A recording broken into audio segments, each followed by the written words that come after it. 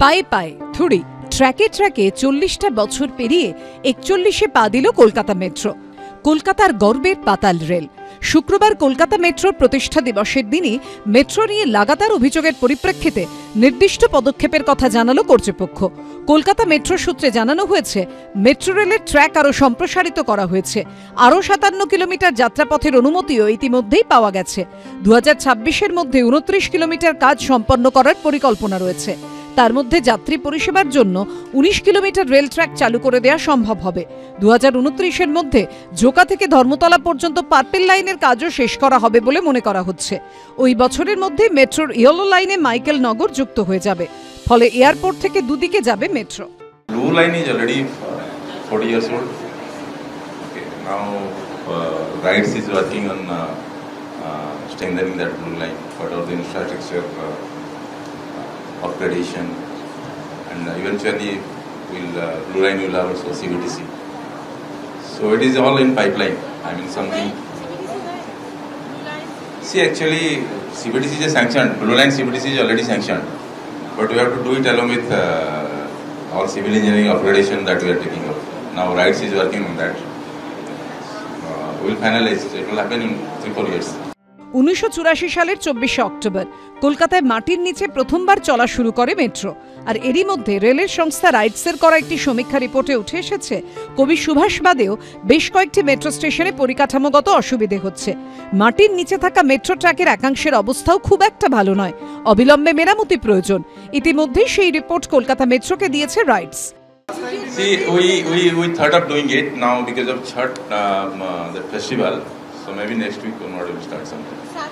শুক্রবার কলকাতা মেট্রোর প্রতিষ্ঠা দিবস পালিত হল গ্রিন লাইনের এসপ্ল্যানেড মেট্রো স্টেশনে। এদিনের অনুষ্ঠানে উপস্থিত ছিলেন মেট্রো রেলের জেনারেল ম্যানেজার সহ অন্যান্য আধিকারিকরাও। অরিত্রিক ভট্টাচার্য রিপোর্ট, এবিপি আনন্দ, কলকাতা।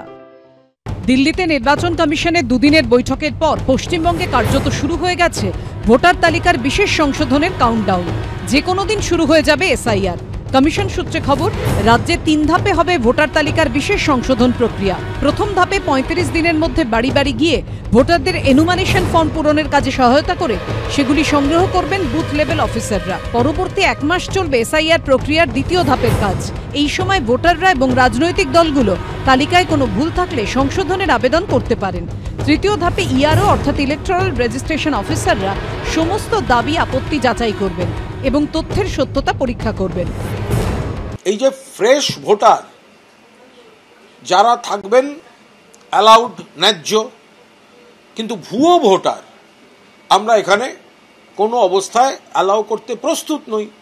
আমরা তো তৃণমূল কংগ্রেস থেকেই প্রথমে বলেছি যে একেবারে ন্যায্য ভোটারদের ভোটার লিস্ট হবে।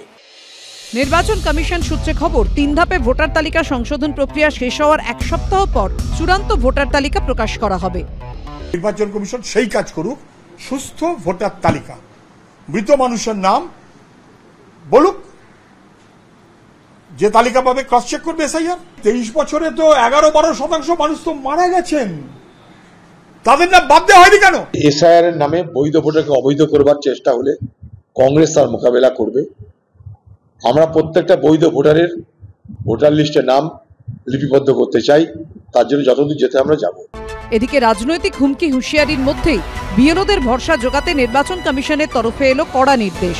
দিল্লিতে পশ্চিমবঙ্গ সহ সব রাজ্যের মুখ্য নির্বাচনী আধিকারিকদের নিয়ে বৈঠক শেষে নির্বাচন কমিশন থেকে স্পষ্ট জানিয়ে দেওয়া হয়েছে, বিএলওদের এসআইআর সংক্রান্ত কাজের সময় অন্য কাজ করতে হবে না। এই নিয়ম প্রযোজ্য থাকবে বিএলও হিসেবে দায়িত্বপ্রাপ্ত স্কুল শিক্ষকদের ক্ষেত্রেও। এসআইআর এর সঙ্গে যুক্ত কোনো কর্মী আধিকারিককে বদলি করা যাবে না। পাশাপাশি আরও একবার স্পষ্ট করা হয়েছে, এসআইআর বা ভোটার তালিকায় বিশেষ সংশোধনের কাজ শুরু হলে ওই সংক্রান্ত যাবতীয় ক্ষমতা থাকবে নির্বাচন কমিশনের হাতে। কমিশন সূত্রে খবর, পশ্চিমবঙ্গে এসআইআর চালু হলে জেলাভিত্তিক হেল্প ডেস্ক করবে সিইও অফিস। প্রত্যেক জেলায় নির্বাচনী আধিকারিকের দপ্তরে চালু হবে এই ডেস্ক। ইআরও বা এসডিও এবং এইআরও বা বিডিওর দপ্তরেও থাকবে হেল্প ডেস্ক। নির্বাচন কমিশন জানিয়েছে, ভোটার তালিকা সংক্রান্ত যে কোনো সমস্যায় এই হেল্প ডেস্কে ফোন করতে পারবেন সাধারণ মানুষ। রুমা পাল, রাজীব চৌধুরী ও সৌমিত্র রায়ের রিপোর্ট, এবিপি আনন্দ। আগামী দিনের আমাদের যদি এই না শোনায়, আমাদের মনে হয় দল যদি আমাদের না চায়, আমরা গণ ইস্তফা দেবো। বছর ঘুরলেই বিধানসভা ভোট, তার আগে বারাসাত 2 নম্বর ব্লকের নতুন সভাপতিকে ঘিরে তৃণমূলে অসন্তোষ বেড়েই চলেছে। বৃহস্পতিবার উত্তর 24 পরগনার শাসনে বিক্ষোভ কর্মসূচির আয়োজন করে তৃণমূল নেতা কর্মীদের একাংশ। সেখানে ব্লক সভাপতির পদ থেকে মনিরুল ইসলামকে না সরালে গণ ইস্তফার হুঁশিয়ারি দিল তৃণমূলের বিক্ষুব্ধ নেতা কর্মীরা। যে বুথের একটা সামান্য মেম্বারের হওয়ার যোগ্যতা নেই, তারা উঠে আসলো ব্লক সভাপতি।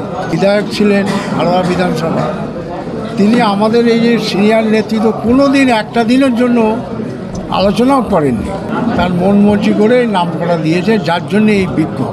হালুয়া বিধানসভার বিধায়ক, যার হাত ধরেই এই সব কুকর্মকটা হয়েছে। আমরা শুনেছি অনেক অনৈতিক লেনদেনও হয়েছে, পদ বিনিময় হয়েছে।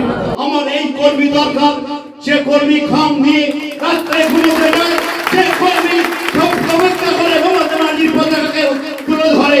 আমার সেই নেতা দরকার, আমার ওই নেতা দরকার নেই কর্পোরেট জগতে ফুটে নেতা হয়ে গাড়ি লেগে নামবে। আমার সেই নেতা দরকার, যে নেতা আমাকে জড়িয়ে ধরে বলবে দুপুরে খেয়েছিস, কি খেয়েছিস, মা ভালো আছে, বাবা ভালো আছে। মনিরুল ইসলাম বারাসাত 2 নম্বর ব্লকের সভাপতি হওয়ার পর থেকেই তৃণমূলের গোষ্ঠী কোন্দল প্রকাশ্যে এসেছে। প্রথম থেকেই তাকে মানতে নারাজ তৃণমূলের এক গোষ্ঠী।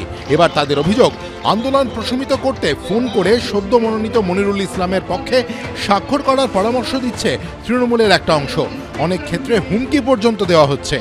কোনো সভাপতি, কোনো মেম্বার আপনাদের কাছে যদি সই করা সম্পর্কে কোনো ধমকি চমকি আসে, দয়া করে আব্দুল হাই, ইফতিকার উদ্দিন মহাশয়, নজিবুর রহমান মনু এবং আমি আছি, আমাদের ফোন নাম্বার আপনাদের কাছে আশা করি আছে, আপনারা ফোন করবেন। আমাদের নেতা আছে মানস ঘোষের কাছে ফোন করবেন, আমরা ইনস্ট্যান্ট 15 মিনিটের মধ্যে ব্যবস্থা নেব। সংশ্লিষ্ট অঞ্চল সভাপতির অনুমতি ছাড়া আপনি কারো কথায় সই করবেন না, সেটা যদি মেহেদি হয় তাও করবেন না। ঘাসফুল শিবিরের কোন্দল প্রকাশ্যে আসতেই কটাক্ষ করেছে বিজেপি। মালদাও পদ নাও, এই যে তৃণমূলের থিওরি, তার জন্য আজকে একদিকে বিধায়ক, ব্লক প্রেসিডেন্ট, আর একদিকে সিংহভাগ কর্মী বিক্ষোভ জানাচ্ছে, অবস্থান করছে, থ্রেটিং চলছে, মারামারি হওয়ার উপক্রম। এলাকায় যে সন্ত্রাস চলছে, এলাকায় যে চরম অসন্তোষ রয়েছে এবং সাধারণ লোক, খেটে খাওয়া লোকরা আতঙ্কের দিন কাটাচ্ছে। অবিলম্বে দলের এর ব্যবস্থা নেওয়া উচিত।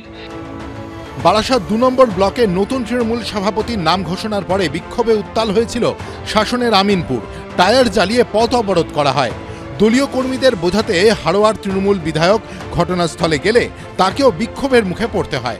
শাসনের পরে বারাসাতের খামারপাড়ায় তৃণমূলের একাংশের বিরুদ্ধে অবস্থান বিক্ষোভ করে দলেরই অপর গোষ্ঠী। আগের সভাপতির মৃত্যুর পর নতুন ব্লক সভাপতি করা হয় তৃণমূল নেতা মনিরুল ইসলামকে। তারপর থেকেই ক্ষোভের আগুন জ্বলছে। সমীরণ পাল, এবিপি আনন্দ, উত্তর 24 পরগনা।